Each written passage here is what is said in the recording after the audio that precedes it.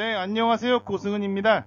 더 활기차게 말씀드릴 수 있도록 더 노력하겠습니다. 이번 총선 더불어민주당 후보들 중 김준혁 경기 수원정 당선자와 함께 언론의 집중 공격을 받은 인물은 양문석 경기 안산갑 당선자라 할 수 있겠습니다. 김준혁 당선자는 역사학자로서 악질 민족 반역자 김한란 모윤숙의 악질적 행위들을 질타했는데도 언론이 억지로 여성 비하라는 딱지를 붙였고, 양문석 당선자의 경우엔 부동산 매입 과정에서 딸 명의로 받은 대출금 11억 원 가지고 집중적으로 물어뜯었습니다. 그 이전엔 과거 노무현 전 대통령 비판 칼럼을 썼다면서 감히 시비를 걸기도 했지요. 언론은 선거 기간 내내 양문석 당선자가 과거 서울 서초구 잠원동의 한 아파트를 배우자와 공동 명의로 매입하는 과정에 있어 대구 수성새마을 근거로부터 사기 대출을 받았다고 조선일보 등에서 집중 보도한 겁니다. 사업자 대출받은 돈으로 아파트 매입 잔금을 치르는 데 쓴 점을 문제 삼은 건데요. 양문석 당선자는 후보 시절 입장문에서 아파트 마지막 잔금 6억 원가량을 치러야 하는데 빌려주기로 한 친척이 사정이 생겨 급히 부동산 중개업소에 문의한 결과 한 대부업체를 소개해줬다라며 당시 6억 원가량을 대부업체로부터 빌렸다라고 설명했습니다. 양문석 당선자는 입주 뒤 너무 높은 이자 때문에 고민하다 부동산 중개업소에서 소개받은 대구 수성새마을 근거로부터 딸이 성인이 딸 명의로 하고 사업 운전 자금 명목으로 대출을 받아서 대부업체와 지인들에게 빌린 돈을 갚으면 어떻겠냐라는 제언과 업계의 관행이니 별다른 문제는 없을 것이라는 답변을 듣고 11억 원을 대출받았다라고 밝혔습니다. 이 11억 원으로 대부업체에서 빌린 돈, 그리고 중도금을 내면서 지인들에게 빌린 돈을 갚는 데 썼다는 겁니다. 양문석 당선자는 이를 편법 대출이라고 인정하면서도 조선일보나 국힘 등에서 주장하듯 사기 대출은 아니었다라고 거듭 강조하고 있습니다. 새마을 금고 마케팅 정책에 따라서 했다는 그런 입장이죠. 수성 새마을 금고 측 역시 11억 대출에 있어 정상적으로 대출했고 담보에 입각했다라며 대출을 잘못한 것은 없다라고 했습니다. 양문석 당선자는 더 이상의 논란이 없도록 아파트를 처분해서 새마을금고 대출금을 긴급히 갚겠다라며 혹시 처분 과정에서 손해가 발생하면 감수하겠다, 혹여 이익이 발생하면 이 또한 전액 공익단체에 기부하겠다라고 강조했습니다. 여기서 금융감독원의 행태가 논란에 올랐습니다. 금감원은 지난 4일 새마을금고 중앙회와 양문석 당시 후보의 편법 대출 의혹과 관련해 위법 혐의가 발견됐다는 중간검사 결과를 발표하며 총선을 앞두고 진행한 관건선거가 아니냐는 비판을 낳았습니다. 현직 금감원장은 윤석열의 최측근 검사 중 하나였던 이복현이라 더욱 그런 의심을 낳았던 거죠. 반면 국힘의 서울 동작갑 장진영 후보의 아파찬스 대출 논란과 경기 용인갑 이원모 후보 가족의 SK하이닉스 주식 보유로 인한 이해충돌 논란에 대해선 금감원을 비롯한 공권력은 거의 어떤 움직임도 없었습니다. 장진영 전 후보는 김건희 일가 땅도 있는 경기 양평 공리의 2,500평가량 토지를 매입하는 과정에서 아버지가 이사로 재직 중인 신용협동조합을 포함한 여러 기관에서 매입 가격의 99%에 달하는 78억가량을 대출받은 것으로 드러났습니다. 또 이원모 후보의 가족이 SK하이닉스 주식을 21억가량 보유하고 있는 와중에 이원모 후보는 SK하이닉스 대규모 공장이 들어선 용인갑에 출마해 각종 지원 공약을 내세웠으며, 여기에 윤석열은 용인에 500조 규모의 반도체 클러스터 투자를 공언하기까지 하는 등 자신의 최측근을 위해 관건 선거를 하고 있다는 비판에도 휩싸였습니다. 그런 중대한 파장이 있음에도 조선일보를 비롯한 대다수 언론들은 김준혁, 양문석 때리기만 연일 도배를 했습니다. 가뜩이나 꼴배기 싫은 TV조선과 채널A는 시사 프로에서 이 주제로만 매일같이 도배했죠. 그럼에도 김준혁, 양문석 후보가 모두 당선되면서 저들이 문재인 정부에서 트로트 바람을 타고 몸집을 크게 벌렸음에도 영향력이 예전만큼은 안 된다는 것이 확인됐다고 할까요? 그럼에도 마치 김준혁, 양문석 두 후보로 인해 민주당이 의석에서 꽤 손해본 것처럼 몰아가는 짓만큼은 열심히 했습니다. 구체적 근거는 하나도 못 대면서 친문 수박들의 말을 전달하며 부풀린 것이죠. 한편으로는 이런 생각도 듭니다. 양문석 당선자는 전해철, 김준혁 당선자는 박광온을 각각 경선에서 물리치고 공천받아 당선됐으니 이를 좋게 볼 리 없는 친문들의 반응을 집중적으로 전달한 것일 수밖에요.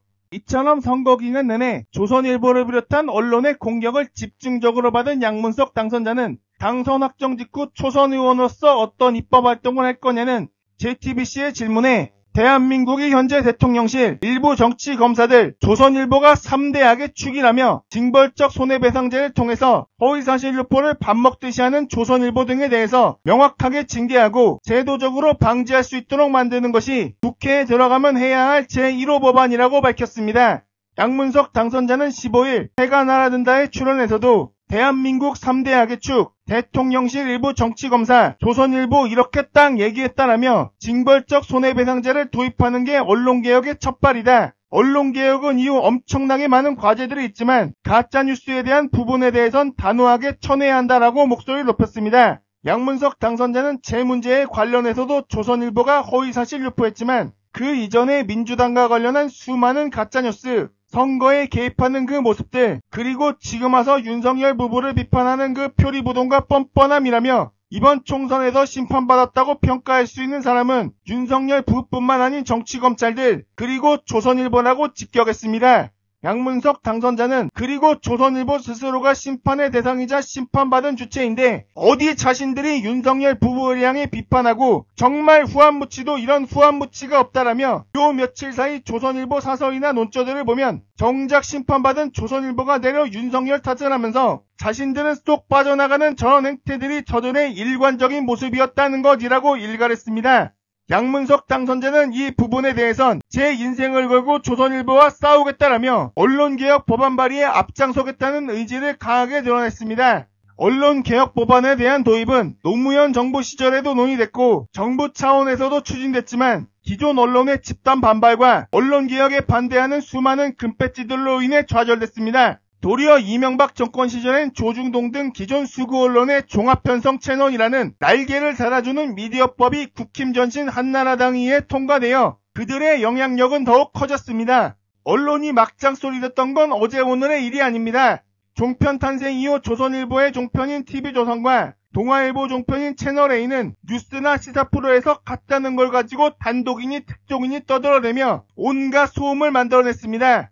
특히 박근혜 정권 이후 세월호 사건을 통해 언론의 막장 행위는 더욱 심각해졌습니다. 팽목항 현장에 나가 있던 목포 MBC 기자가 승객이 아직 선실 안에 남아있을 수 있다라고 보고했음에도 전원구조라는 희대의 오보가 터져나온 것을 시작으로 세월호가 왜 침몰했는지 또 왜 아무도 구하지 않았느냐라는 물음을 외면한 보상금 타령이니 유병원과 그 일당의 사생활 타령이니 전혀 본질과 상관없는 막장 보도가 연일 쏟아져 나왔습니다. 그런 막장 보도에 앞장서고 세월호 유가족들까지 들쑤시며 괴롭힌 것이 TV조선과 채널A가 단연 대표적이었습니다. 그뿐 아니라 언론사 클릭수를 높이기 위한 낚시성 기사들도 넘쳐났는데요. 즉 실시간 검색어에 올라온 단어를 기사 제목에 조합하여 실은 아무 의미도 없는 광고성이나 낚시성 기사들을 실시간으로 마구잡이로 전송하는 일이었습니다. 지금은 이것이 거의 사라지긴 했지만 당시엔 그 문제가 아주 심각했었습니다. 게다가 문재인 정부 들어서도 그런 언론의 행태는 전혀 변한 것이 없었습니다. 검찰의 피의사실 흘리기 언론 플레이를 법조기자가 그대로 받아쓰는 검언유착이 조국 기사 100만 건 파동을 통해 수면 위로 올라오기도 했습니다. 특히 조국 전 법무부 장관 자택 압수수색 당시 자택에 들렀다 나온 음식 배달원에게 뭘 시켜 먹었느냐, 안에 누구 있었느냐 등 한심한 질문이나 던진 취재진의 모습 역시 생생하게 각인되면서요. 이 같은 막장행위들로 인해 민주당 180석이 만들어진 이후 언론개혁 과제가 다시 수면 위로 떠오른 겁니다. 그러나 이낙연 당대표 시절엔 하는 시중만 하다 역풍 타령하면서 역시 아무것도 하지 않았습니다. 이후 들어선 송영길 당대표 시기에 검찰개혁 이전 언론개혁부터 하자는 방안이 추진됐습니다. 지난 2021년 8월에서 9월 사이 송영길 대표 시절 통과가 유력했던 언론중재법 개정안은 허위 조작 보도를 한 언론사에게 최대 5배의 징벌적 손해배상 책임을 묻는 내용 등이 담겨 있었는데 사실 초반에 논의됐던 것에 비하면 거의 누더기나 마찬가지였습니다. 그래도 해당 법안은 통과 직전까지 갔습니다. 그러나 문재인 당시 대통령은 그해 9월 23일 언론중재법 개정안에 대해 언론이나 시민단체, 국제사회에서 이런저런 문제 제기를 하고 있기 때문에 그런 점들이 충분히 검토될 필요성이 있다라며 막아섰습니다. 또 청와대는 그로부터 4월 뒤 고위당정청 협의회를 통해서도 민주당 단독 강행 처리가 전국을 경색시켜 국정 운영에 부담을 줄 수 있다는 우려를 전달하기도 했지요. 그럼에도 송영길 당시 민주당 대표는 본회의에 상정해서 표결 처리하는 게 국회법 원칙에 맞다라며 민주당 단독 표결을 강조했습니다. 그러나 당일 오후 열린 민주당 의원총회에선 친문 정치인들이 언론중재법 통과 반대 의사를 집단으로 피력했다는 겁니다. 이들은 문재인 청와대 출신인 고민정, 윤건영, 이명배 의원을 비롯해 홍영표 전 원내대표 등으로 언론에 보도된 바 있습니다. 송영길 전 대표의 저서인 송영길의 선전포고를 보면 이철이 당시 청와대 정무수석이 당대표실을 방문해 대통령 거부권 행사까지 거론하며 노골적으로 막아섰다는 겁니다. 그러면서 결국 언론개혁 법안마저 좌초되고 말았습니다. 그렇게 저지되자 문재인 청와대가 안심했다는 소식이 나왔죠. 그만큼 친문 세력들은 기존 기득권 부패 언론과 사실상 한몸이나 다름없었다는 점이 여기서도 증명된 거나 마찬가지였습니다. 한편으론 언론사 지분을 다수 가지고 있는 토건족들과도 분명 끈끈한 커넥션이 있을 거란 생각 역시 할 수밖에 없었고요. 실제 해당 법안은 훨씬 구체적으로 추진됐어야 하는데 아쉬운 점이 많습니다. 언론의 고의적인 오보에 대한 손해배상 금액을 제대로 정할 필요가 있었다는 점에서입니다. 언론사 크기에 따라 여론에 영향을 끼치는 그 강도는 다를 수밖에 없습니다. 지상파 다음 번호 채널까지 갖고 있는 조선일보나 중앙일보가 여론에 미치는 영향은 단어를 검색해야 겨우 포털에 노출되는 인터넷 언론사에 비해 얼마나 크겠습니까? 즉 여론에 미치는 영향력이 큰 언론사일수록 물리는 손해배상 금액 역시 비례해서 커야 하는 것이 상식입니다. 영향력이 큰 언론사나 작은 언론사나 같은 금액을 물린다면 이건 형평성에 너무나도 어긋나는 것이며 도리어 작은 언론사들은 옥죄는 법안이 될 수도 있습니다. 양문석 당선자가 국회에 입성해서 언론개혁 법안을 발의한다면 이 같은 점을 반영해서 발의했으면 하는 바람입니다. 현재 국내에서 악의 축이라 불리며 부패한 기득권들을 앞장서 대변하는 조선일보 방씨 일가와 인생을 걸고 싸우겠다면 반드시 파산시키겠다라는 그런 각오로 싸워야 할 것입니다. 여기에 민주당 내 의원들도 최대한 동참시킬 수 있도록 민주당원들이나 지지층 역시 적극 나서야 한다고 봅니다. 개인적으로는 언론사 영향력에 비례한 징벌적 손해배상제 그보다 더 반드시 밀어붙여야 하는 법안이 있다고 봅니다. 바로 미디어 바우처법인데요. 송영길 대표 시절 김승원 의원이 대표 발의했던 법안으로 정부와 공공기관이 인위적으로 집행하고 있는 매년 1조 원 이상의 광고비를 시민들이 직접 후원하고 싶은 언론사를 지목해 집행할 수 있도록 하는 법안입니다. 해당 법안은 종이신문들의 이른바 부스 조작을 통한 광고비 슈킹 사건이 본격적으로 알려지면서 추진됐던 법안입니다. 실제로 해당 법안이 최대 5배 손해배상제보다 더 중요하다고 생각했습니다. 왜 그렇게 생각했냐면 이는 현재 기울어질 대로 기울어진 언론 환경을 바로잡을 수 있는 그런 법안이라고 판단했기 때문입니다. 그런데 당시 해당 법안 역시 흐지부지 되면서 문재인 정부와 친문 수박들에게 더욱 이를 북북 깔고 분노하게 됐습니다.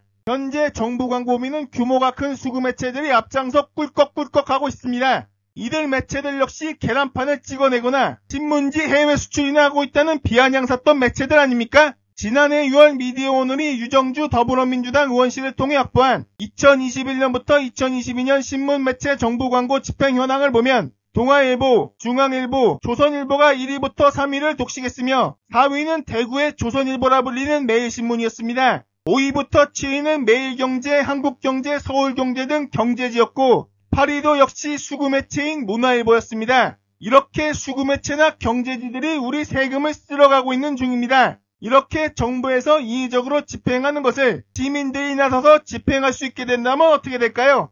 언론사 사주나 광고주 등의 눈치 보지 않고 제대로 시민들의 여론을 대변해줄 언론사에 정부 광고비를 합법적으로 줄 수 있게 되는 거 아닙니까? 그러면 해당 언론사 재정이 튼튼해져서 인력도 더 늘어날 것이고 더 좋은 컨텐츠 역시 많이 만들어낼 수 있을 겁니다. 그러면서 더 이상 사주나 광고주의 눈치 보지 않고 글 쓸 수 있는 그런 기자들이 늘어나게 되는 것이고 기존 심각하게 기울어져 있는 언론 지형이 조금씩 바로잡혀가게 되는 겁니다. 현재 한 해 정부 광고 금액은 약 1조 2천억 원 수준이라고 하는데 시민 한 명당 2, 3만 원가량 집행할 수 있는 규모라 그 금액이 결코 적은 액수가 아닙니다. 그게 시민들의 의지대로 집행될 경우 시민들을 대변할 수 있는 언론사를 얼마나 많이 키울 수 있겠습니까? 언론개혁은 기존 수구부패 언론을 제어하는 것도 필요하겠지만 시민들을 보다 대변해줄 언론사들을 합법적으로 키우는 것이 장기적으로는 더 중요한 과제라 보고 있습니다. 아무리 이재명의 민주당이 민생정책이나 의제 등을 알리고 선점하고 싶어해도 기존 언론들이 이를 계속 회막 놓는다면 그 효과가 떨어질 수밖에 없지 않습니까? 제대로 보도할 수 있는 언론들을 합법적으로 키울 수 있는 법안 친문 수박들이 앞장서 가로막았던 그 법안들 꼭 다시 추진해서 통과시키기 바랍니다. 오늘도 감사합니다. 늘 건강하십시오.